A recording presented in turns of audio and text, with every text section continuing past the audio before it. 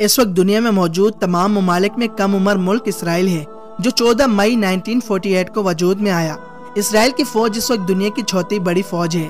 صرف امریکہ، چین، روس کی فوج اسرائیل سے بڑی ہے۔ اسرائیل میں لازم ہے کہ ہر گھر سے کوئی نہ کوئی مرد یا عورت فوج میں شامل ہوگا۔ اب اسرائیل کی حیرت کا اندازہ اس بات سے لگائیں کہ دنیا میں موجود ہر یہودی اسرائیل کا شہری ہوتا ہے، اور اسرائیل کے نزدیک ہمارے کسی بھی شہری کی بے عزتی پورے اسرائیل کی بے عزتی سمجھی جائے گی، اور اسرائیل اپنے ایک شہری کے بدلے اس ملک کے 1000 لوگوں کو نقصان پہنچانے کا اختیار رکھتا ہے۔ دنیا کا سب سے مضبوط دفاعی میزائل سسٹم بھی اسرائیل کے پاس موجود ہے۔ اب سائنس اور ٹیکنالوجی میں اسرائیل کی طاقت کا اندازہ اس بات سے لگائیں کہ اسرائیل کی شرن خائندگی 97% سے زائد ہے۔ گھروں میں کمپیوٹر کے استعمال کے حوالے سے اسرائیل پہلے نمبر پر موجود ہے۔ دنیا کا پہلا اینٹی وائرس بھی اسرائیل نے ہی بنایا تھا۔ مائکروسافٹ اور ریسرچ جیسی بڑی بڑی کمپنیاں بھی امریکہ کے بعد اسرائیل میں ہی ہے۔ اس وقت صرف 9 ممالک ایسے ہیں جن کا اپنا سیٹلائٹ سسٹم ہے، اور اسرائیل ان میں سے ایک ہے۔ حیرت کی بات یہ ہے کہ اسرائیل کسی بھی ملک، حتیٰ کہ امریکہ سے بھی اس کی انفارمیشن شیئر نہیں کرتا۔ اسرائیل میں 90% گھر سولر سسٹم پر مبنی ہے، جس کی وجہ سے ریاست پہ توانائی کا بوجھ کم سے کم ہے۔ پچھلے چند سالوں میں اسرائیل نے اپنی زرعی پیداوار میں بھی 8% تک اضافہ کیا ہے۔ یہودی جو کہ نسلی یہودی کے سوا کسی اور کو اصلی یہودی نہیں سمجھتے ہیں، اسی لیے ان کے پاس منصوبہ بندی نام کی بھی کوئی چیز موجود نہیں ہے۔ صرف 70 سالوں میں معاشی، زرعی، فوجی، تعلیمی اور سائنسی شعبوں میں اسرائیل نے خود کو قابل تسخیر بنایا ہے۔ دوستو، سوال یہ ہے کہ اسرائیل چاہتا کیا ہے؟ بنیادی طور پر یہودیوں کا 4 نکاتی ایجنڈا ہے: گریٹر اسرائیل، مسجد اقصی کو شہید کرنا، ہیکل سلیمانی کی تعمیر اور آرمیگڈون۔ 1897 میں ایک یہودی نے گریٹر اسرائیل کا نقشہ پیش کیا تھا، جس کو 1980 میں مکمل کرنا تھا۔ اس نقشے کے مطابق پورا مصر، شام، لبنان، جبکہ ترکی اور سعودی عرب کا بھی کچھ حصہ شامل ہے۔ اسی مقصد کی تکمیل کے لیے داعش کو بنایا گیا تھا، تاکہ شام اور عراق کو علیحدہ کر کے ان پر بآسانی قبضہ کرے۔ 1967 کی فتح کے بعد بن-گورین، جو اسرائیل کا پہلا وزیر اعظم تھا، اس نے پیرس میں تقریب سے خطاب کرتے ہوئے کہا تھا کہ ہمیں عربوں سے کوئی خطرہ نہیں ہے، اگر کسی سے خطرہ ہے تو پاکستان ہے اور پاکستان کی فوج ہے۔ یہی وجہ تھی کہ اسرائیل نے امریکہ کے ذریعے افغانستان میں جنگ مسلط کر رکھی تھی، جن کا اصل مقصد اور اصل ہدف پاکستان تھا۔ دوستو، گریٹر اسرائیل میں سب سے بڑی رکاوٹ افغانستان کی طالبان حکومت اور پاکستان کا ایٹم بم تھا، مگر افغان نے طالبان کے ساتھ مل کر یعنی ISI کی مدد سے امریکہ کو افغانستان میں گھٹنے ٹیکنے پر مجبور کر دیا تھا، اور بالآخر امریکہ کو منہ کی کھانی پڑی اور اپنی فوجیں واپس بلوائی تھی۔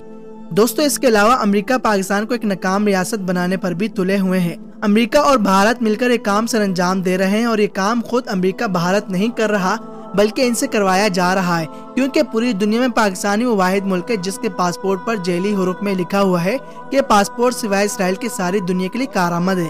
اسرائیل کا دوسرا بڑا منصوبہ مسجد اقصی کو شہید کرنا ہے، اور اس مسجد کو صفحہ ہستی سے مٹا دینا چاہتے ہیں۔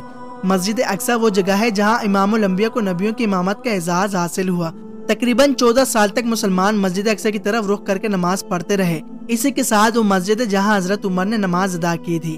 اس کے علاوہ مسجد اقصی کی حدود میں ڈوم آف راک بھی موجود ہے، جہاں سے اللہ کے نبی حضرت محمد صلی اللہ علیہ وسلم نے براق پر سفر شروع کیا تھا۔ حدیث میں آتا ہے کہ ساتھ ہی وہ پتھر بھی اٹھ گیا تھا، پھر حضرت جبرائیل علیہ السلام نے اس پتھر کو اپنے ہاتھ سے اس جگہ پر دھکیلا، اور وہیں ان کے ہاتھ کا نشان بھی موجود ہے۔ ٹھیک اسی جگہ یہودی ہیکل سلیمانی تعمیر کرنا چاہتے ہیں۔ اسرائیل کے پہلے وزیر اعظم نے اس تقریب میں یہ بھی کہا تھا کہ جب ہم 3rd ٹیمپل تعمیر کریں گے تب ہی یہ سونا ہمارے کام آئے گا۔ اس ہیکل کے اندر وہ داؤد کا پتھر جس پر ان کی اور پھر بعد میں حضرت سلیمان علیہ السلام کی تاج پوشی ہوئی، اسے وہاں رکھیں گے، اور ساتھ ہی ساتھ تابوت سکینہ جس میں حضرت موسیٰ علیہ السلام کا عصا مبارک، من و سلوہ کے برتن اور انجیل کی 2 آسمانی نسخے بھی موجود ہیں، جو وہاں رکھی جائیں گی۔ چھوٹی اور آخری چیز آرمیگڈون کی پہاڑی ہے۔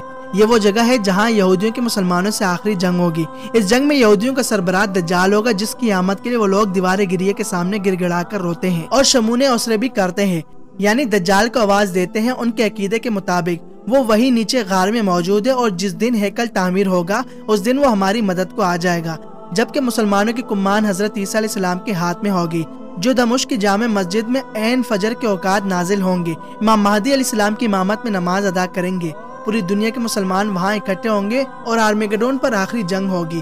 پھر انشاءاللہ اللہ کے حکم سے ہی مسلمان وہاں پر فتح پا لیں گے۔ پھر 40 سال کے بعد حضرت عیسیٰ علیہ السلام دنیا فانی سے رخصت ہو جائیں گے۔ دوستو، ڈونلڈ ٹرمپ کا تعلق بھی یہودیوں کے اس فرقے سے ہے جو دجال کی آمد کا انتظار کر رہے ہیں۔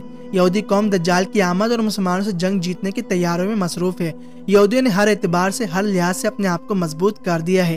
یہ جنگ ہونی ہے، یہ چاروں کام بھی ہونے ہیں، اور اب آخری سب بندی جاری ہے۔ جس کا ایمان مضبوط ہوگا، جس نے خود کو دین کے لیے کرامت بنایا ہوگا، وہ لشکر کو چن کر اس کے ساتھ مل جائے گا۔ اور ہم لوگ ابھی تک ہاتھ باندھ کر کھڑے ہیں۔ ابھی تک ہم لوگ محمد صلی اللہ علیہ وسلم کے نور اور بشر ہونے کا فیصلہ کر رہے ہیں۔ ہم کیلا رکھنے اور کیلا کھانے کا اسلامی طریقہ ڈھونڈ رہے ہیں۔ ہم اب بھی چپلے پہننے کا اسلامی طریقہ ڈھونڈ رہے ہیں۔ ہم موبائل کو چارجنگ پر لگانے کا اور موبائل کو 101% تک بڑھانے کا اسلامی طریقہ ڈھونڈ رہے ہیں۔ عرب شہزادوں کی ساری عیاشیوں کا مرکز امریکہ اور یورپ ہے۔ 60 سے 80 ٹریلین ڈالرز اربوں کے امریکہ کے بینکوں میں موجود ہے، اور امریکہ کے بعد امریکی فوجیوں کا سب سے بڑا اڈا قطر میں ہے۔ ان کی تنخواہیں بھی قطر کے ذمہ ہیں۔ سونے سے مزین باتھ روم اور ہیرے سے چمکتی گاڑیوں کے ساتھ ہم لوگ ان سے مقابلہ کرنے جا رہے ہیں۔ ان کا سب کچھ عمل سے وابستہ ہے اور ہمارا سب کچھ نعروں سے۔ دوستو، یہ تھی ہماری آج کی ویڈیو۔ امید کرتا ہوں آج کی ہماری یہ ویڈیو آپ کو ضرور پسند آئی ہوگی۔ پسند آنے کی صورت میں ویڈیو کو لائک کر کے شیئر کر دیں۔ حسب روایت چینل کو سبسکرائب کر کے بیل آئیکن کو پریس کر لیں تاکہ ہماری لیٹسٹ ویڈیو کی نوٹیفیکیشن آپ کو بر وقت ملتا رہے۔ ملتے ہیں اگلی ایک انفارمیٹیو ویڈیوز میں۔ دیجیے مجھے اجازت، تب تک کے لیے اللہ